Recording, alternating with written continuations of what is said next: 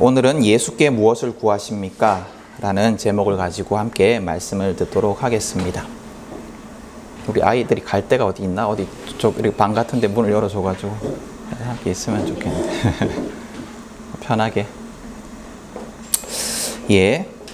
요즘 굉장히 많은 인기를 끌고 있는 드라마가 있습니다. 더 글로리라는 드라마인데요.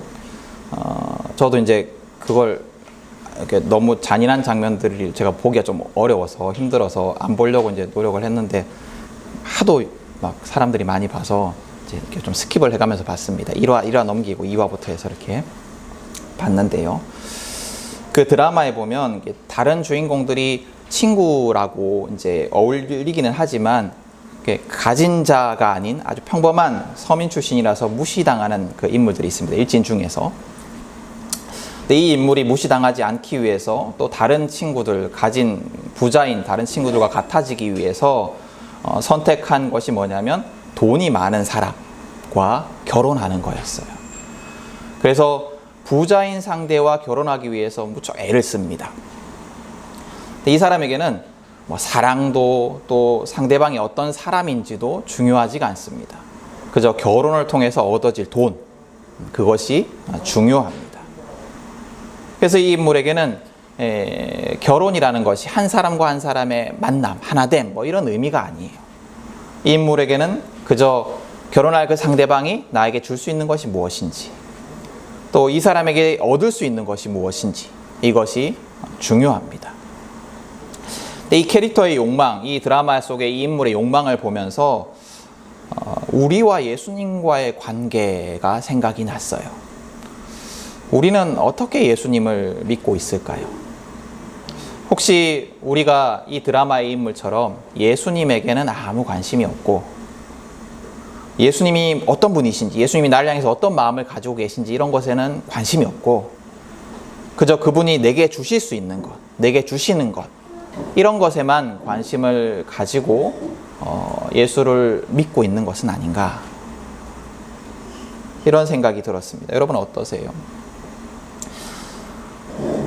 혹시 예수님이 내 욕망, 내 기도를 들어주기를 또 요구하고 또 기대하지만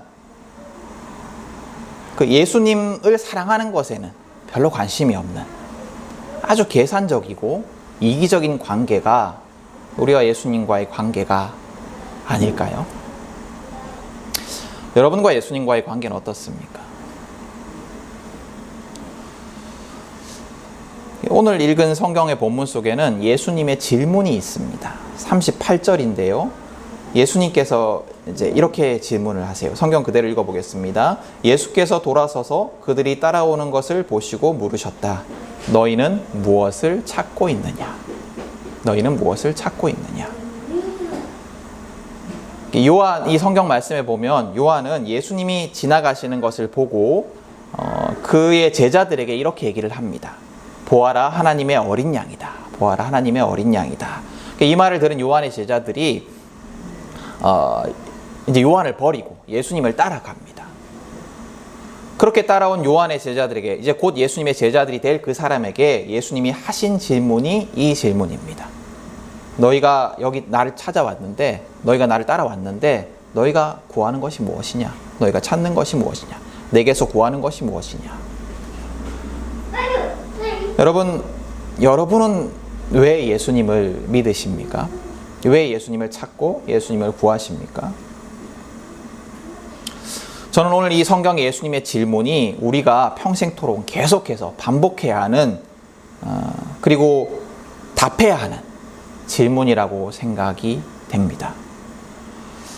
나는 왜 예수님을 믿는가? 나는 예수님께 무엇을 구하고 있는가? 나는 예수님으로부터 무엇을 찾기를 원하고 있는가? 다시 한번 질문해 보겠습니다. 여러분은 왜 예수님을 믿으십니까? 구원을 얻기 위해서입니까? 천국에 가기 위해서입니까? 아니면 팍팍하고 힘든 삶에 수호신이 필요해서 그렇습니까? 또 삶의 위안을 얻기 위해서입니까? 아니면 요즘은 별로 그렇진 않지만 크리스천이라는 이미지가 주는 어떤 이득 때문입니까? 아니면 그냥 익숙하니까, 그냥 하던 거니까, 믿던 거니까 그렇게 계속 믿으십니까? 왜 예수님을 우리가 믿을까요? 우리가 예수님께 구하는 것이 뭘까요? 여러분이 예수님의 이름을 기대어서 바라고 소원하고 기도하는 것이 무엇입니까? 이런 질문들 앞에 우리의 믿음을 좀 놓아봤으면 좋겠습니다. 그리고 생각해봤으면 좋겠어요. 혹시 우리가 제가 앞서 설교를 시작하면서 말씀드린 그 드라마의 인물처럼 예수님 그분에게는 아무 관심이 없고 그분이 내게 주실 수 있는 것들, 그분이 내게 주실 것들에만 관심을 가진 그런 사람은 아닌가?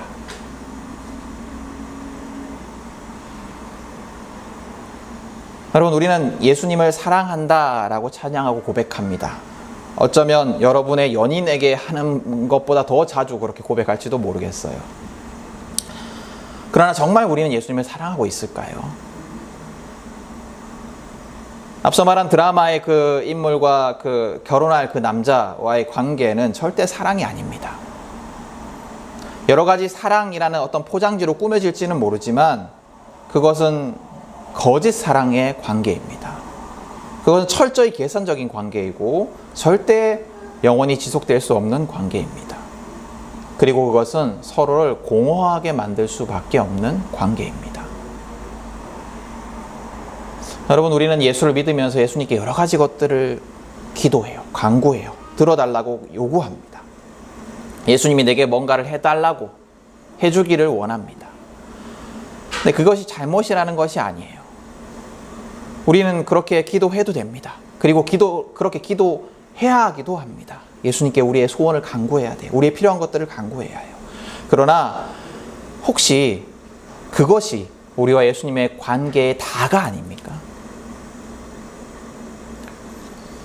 우리와 예수님의 관계가 내가 무엇인가를 요구하고 예수님이 그것을 들어주기만 하는 관계. 아니면 혹시 내가 예수님께 뭔가 대가를 지불하고 헌금이든 예배든 어떤 헌신이든 이런 대가를 지불하고 무언가를 요구하는 관계로만 그치는 것은 아닐까요? 만약 그렇다면 그걸 사랑이라고 우리가 얘기할 수 있을까요? 우리가 그런 관계 속에 있으면서 내가 예수를 사랑한다고 내가 예수를 믿는다라고 말하는 것이 바른 것일까요? 다시 한번 예수님의 질문 앞에 우리가 서봅시다. 너희는 무엇을 찾느냐? 예수님은 우리가 무엇을 찾기를 원하실까요?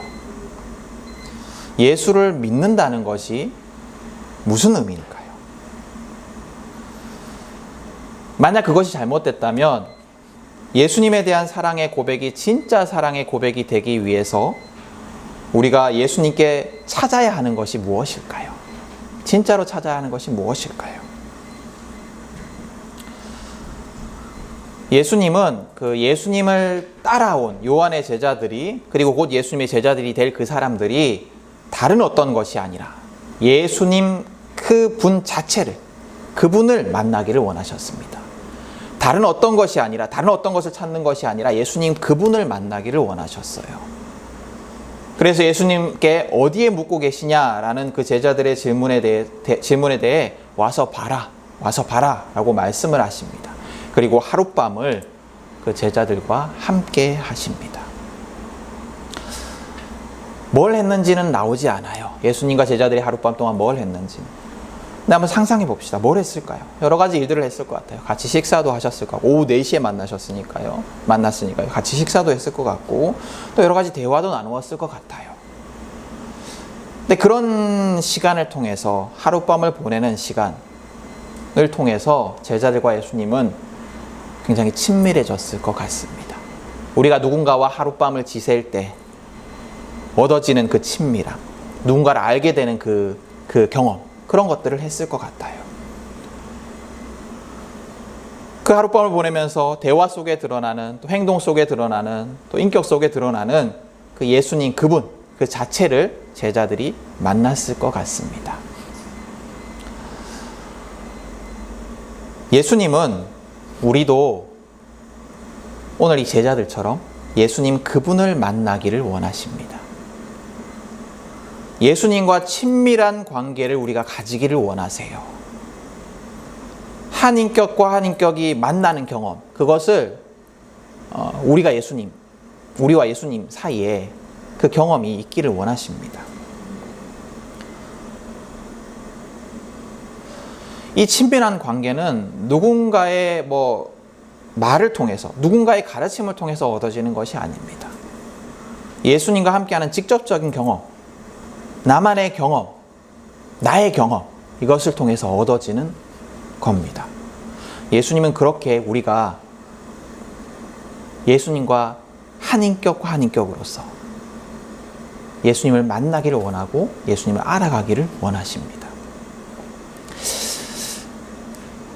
그렇다면 좀 더 구체적으로 예수님을 안다는 것, 예수님을 알아간다는 것, 예수님을 만난다는 것, 예수님을 찾는다는 것이 무슨 의미일까요? 저는 그것이 예수님의 사랑을 경험하는 것이다 라는 생각이 듭니다. 여러분, 예수님을 만난다라는 것, 예수님을 안다라는 것이라고 할 때 예수님은 어떤 분이신가 하면 예수님은 그 자체가 사랑이신 분이세요. 그래서 예수님을 만난다는 건 그분의 사랑을 만난다는 것이고 그분의 사랑 안에 거한다라는 뜻입니다. 그래서 우리가 예수님을 믿는다라는 것은, 또 동일하게 예수님 믿는다라는 것은 예수님의 한없는 사랑, 제한 없는 사랑, 다른 사람을 향한 사랑이 아니라 나를 향한 그 한이 없는 사랑, 그 놀라운 사랑을 경험하는 것이 예수님을 만나는 것이다 라는 생각이 듭니다. 제가 지난주에 너에게 가는 길이라는 다큐멘터리 영화를 하나 봤어요. 넷플릭스에도 있는 영화인데요. 이 영화는 어떤 영화냐면 성소수자 자녀를 둔 부모님들이 있어요. 부모님들의 모임인 성소수자 부모연대, 부모 모임이라는 그 모임이 있는데요. 거기에 있는 가족들의 이야기를 이제 다큐멘터리 형식으로 기록해 놓은 영화입니다. 여러분 한번 상상을 해보세요. 내 자녀가 성소수자라는 것을 이렇게 커밍아웃 했을 때 부모가 받는 충격이 얼마나 컸을까요? 생각하지도 못할 일이잖아요. 여러분 상상하지 않잖아요, 그죠? 근데 그런 이제 자녀의 고백을 들었을 때 이게 부모로서 이걸 받아들인다라는 것이 정말 쉽지 않았을 것 같아요. 이 영화에도 그 부모들이 충격 속에서 그 자녀들을 알아가고 인정해가는 과정들이 그려져 있습니다. 근데 영화 속에 이런 장면이 있습니다. 이제 부모들과 자녀들이 이제 커밍아웃한 자녀들과 부모들이 함께 인천에서 있었던 퀴어 퍼레이드라는 그런 퍼레이드에 참석을 합니다. 근데 그때 이제 퀴어 퍼레이드에 반대하는 또 이제 집회가 옆에 있어서 그 사람들의 위협을 경험하게 돼요. 그 장면에서 한 어머니가 이런 얘기를 해요. 내 아이가 성소수자라는 정체성 때문에 이런 위협을 당하며 살지 않게 하기 위해서 내가 목숨을 걸고 싸워야겠다. 아마 이 어머니가 자기 자녀의 일이 아니었다라면 그렇게 반응하지 않으셨을 것 같아요. 저는 이 장면에서 자녀가 어떤 존재이건 간에 부모라면 마땅히 가지는 그 놀라운 사랑, 그런 걸 느꼈습니다. 그 성소수자가 자녀라는 것을 부모 입장에서 어떤 면에서는 아무리 이해하려고 해도 이해하지 못하는 부분들이 있을 거예요. 그렇지만 그럼에도 불구하고 사랑하기 때문에, 내 자녀이기 때문에, 사랑하기 때문에 아이를 위해서 내 모든 것을 걸고 싸울 수 있다라는 그 어머니의 사랑이 느껴졌습니다.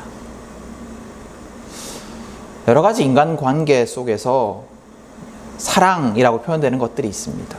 근데 그 중에 제일 크고 희생적인 사랑은 부모의 자녀를 향한 사랑이라고 생각이 들어요. 근데 그것보다 더 큰 사랑이 무엇이냐 하면 우리를 향한 하나님의 사랑입니다. 하나님은 그분의 창조물에 불과한, 피조물에 불과한 우리를 위해서 예수님을 보내셨습니다. 예수님은 그분의 뜻을 따라서 스스로가 하나님이심에도 불구하고 피조물인 인간이 되시고 인간의 모든 약함 속에 자기를 가두셨습니다. 그리고 죄가 없으신 그분이 하나님이심에도 불구하고 죄인의 죽음, 모든 죄를 대신 지고 죽는 그 치욕스러운 죽음을 맞이하십니다. 고작 피조물의 구원을 위해서 말입니다. 자녀를 위해서 하는 거 그런 것도 아니고 고작 피조물인 우리를 위해서. 그리고 예수님은 지금도 우리를 향해서 한없는 사랑을 베풀고 계십니다. 그야말로 사랑을 들이부어 주시고 계십니다. 잘 알고 있겠지만 구약 성경에 야곱이라는 인물이 있습니다. 이 야곱은 아버지의 장자의 축복과 이걸 가로채고 이제 집에서 쫓겨나게 돼요. 그래서 집에서 쫓겨나서 베델이라는 곳에 머무는데요. 그때 이런 일이 벌어집니다. 이제 꿈에 하나님을 만나게 돼요. 하나님을 만나고 하나님의 음성을 듣게 됩니다. 여러분, 그 베델이라는 곳에 있을 때 야곱의 상황을 한번 상상해 보세요. 아무것도 없고 아무도 나를 도와주지 않고 아무도 함께하지 않는 외롭고 괴롭고 두려운 시간이었어요. 인생의 절체절명의 위기였습니다. 집에서 쫓겨나서 외삼촌 집으로 가는데 이 외삼촌이 나를 환영할지도 모르겠고 또 가는 과정, 우리 지금 같으면 여러분 외삼촌 집이 뭐 어디 서울이다 어디다 하면 뭐 기차 타고 차 타고 가면 되지만 가는 길에 내가 어떤 해를 당할지도 모르는 너무 불안하고 두려운, 그리고 어린 야곱이잖아요. 그런 상황이었습니다. 정말로 막막하고 두려운 인생의 심각한 위기였어요. 그때 꿈에서 하나님의 음성을 듣게 돼요. 내가 너를 떠나지 않겠다. 하나님은 우리가 아무도 도울 사람이 없을 때, 우리를 아무도 도울 사람이 없을 때, 모두가 다 나를 버린 것 같은 그런 괴로운 날에, 외로운 날에, 고통의 날에 나를 절대 홀로 내버려 두지 않으시는 분이십니다. 그런 사랑의 분이세요. 사랑의 주님이세요. 하나님은 그분을 반역한 아담과 하와를 위해서도 옷을 지어 입히시는 그런 사랑의 주님이시고, 또 최초의 살인자 가인, 여러분 상상을 해보세요. 생육하고 번성하라 창조하신 그 피조물이 살인을 막 저지른 거예요. 생명을 번성하게 만들려고 창조해놨는데 이 자식들이 살인을 저지른 거예요. 근데 그런 정말로 말도 안 되는 범죄를 저지른 그 가인의 요청에도 응답하신 분이 주님이십니다. 가인이 나를 보호해달라고 요청하자 하나님께서 그 보호에 응답하세요. 그리고 주님은 우리를 향해서도, 늘 주님을 배반하며 살아가는 우리를 향해서도 끊임없는 용서와 사랑을 베푸시는 분이십니다. 놀라운 사랑의 주님, 그분이 하나님이세요. 그리고 우리는 예수님을 통해서 그 하나님의 사랑을 경험할 수 있습니다. 그래서 우리가 예수를 믿는다는 것은 뭐냐? 이렇게 큰 하나님의 사랑과 함께하는 것이에요. 그 큰 하나님의 사랑 안에서 예수님과 함께 친밀한 사귐을 가지는 겁니다. 이게 예수를 믿는 거예요.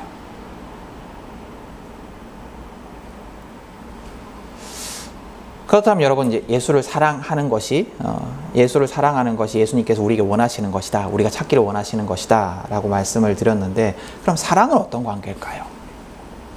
사랑에 대해서 여러 가지 정의가 있겠죠. 여러분들도 뭐 사랑이 뭐냐 뭐 이렇게 질문하면 여러 가지 생각들이 있으시겠죠. 근데 저는 서로에 대한 헌신이 사랑이라고 생각을 합니다. 앞서 설교 시작하면서 말씀드린 그 드라마의 인물처럼 상대에게 뭔가를 얻어내기만 하려는 목적을 가진 관계는 사랑이 아니죠. 헌신이 없으니까요.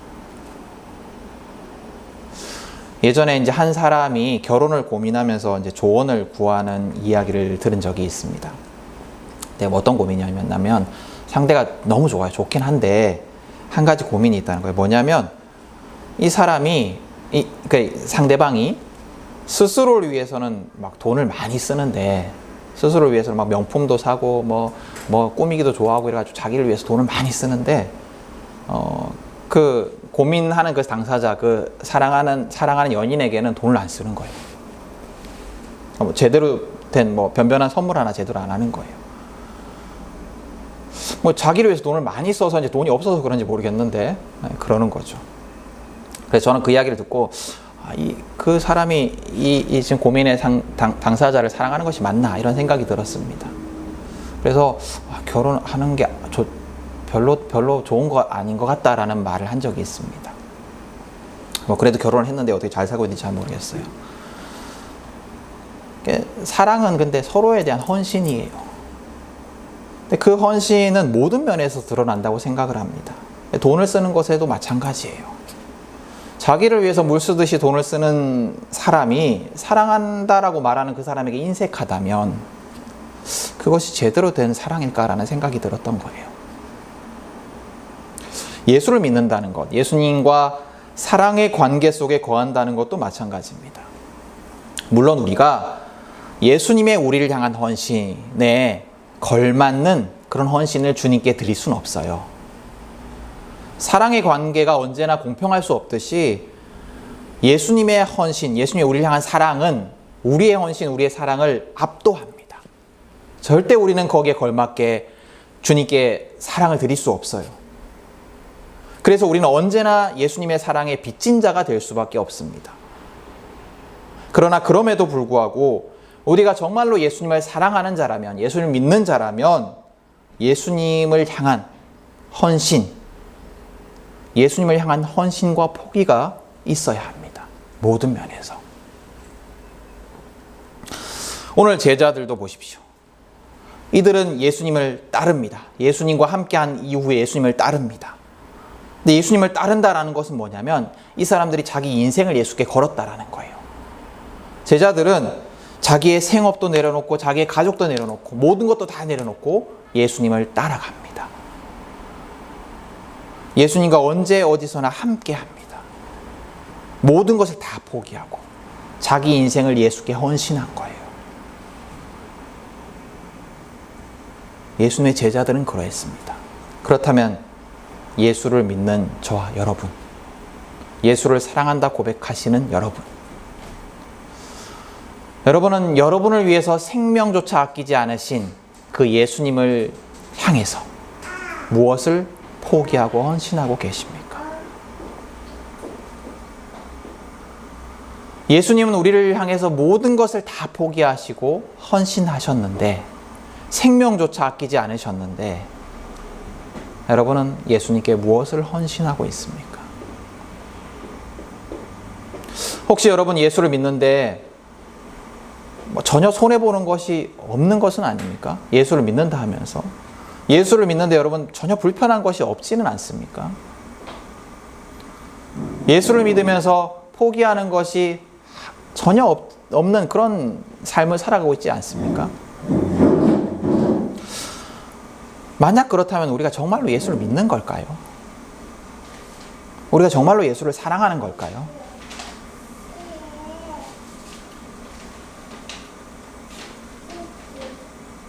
오늘 예수님의 질문 앞에 다시 한번 대답해 봤으면 좋겠습니다.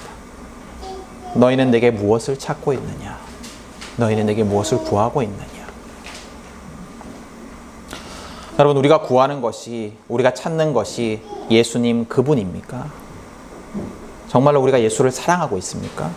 아니면 예수님이 어떤 분이신지는 모르겠고 상관도 없고, 예수님을 사랑한다고 고백하지만 우리가 사랑하는 것은 예수님이 내게 응답해 주실 내 욕망은 아닙니까? 여러분은 예수님께 뭘 찾고 있습니까? 우리는 정말 예수님을 사랑하고 있을까요?